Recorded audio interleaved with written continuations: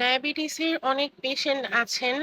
আমরা পাই যে ডায়াবেটিস পরীক্ষা করার আগে অনেক সময় দেখা যায় যে ইনসুলিন সে যদি উনি যদি ইনসুলিন নেন তাহলে সেটা বন্ধ করে দেন, বা যদি ওরালি মুখে কোনো মেডিসিন নেন সেই মেডিসিনটা বন্ধ করে দেন।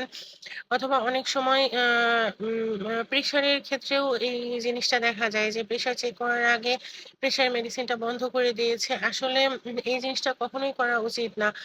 আপনি যদি ডায়াবেটিসের পেশেন্ট হয়ে থাকেন, বা আপনার ফ্যামিলিতে যদি কেউ ডায়াবেটিসের পেশেন্ট হয়ে থাকে, আপনি কখনোই ডায়াবেটিস বা সুগার চেক করার আগে ওই দিনের যে ডোজটা থাকবে, সেটা ওরালি মেডিসিন হোক বা ইনসুলিন ইনজেক্টেবল ইনসুলিন হোক, অবশ্যই আপনি কখনোই সেই দিনের ডোজটা মিস করবেন না।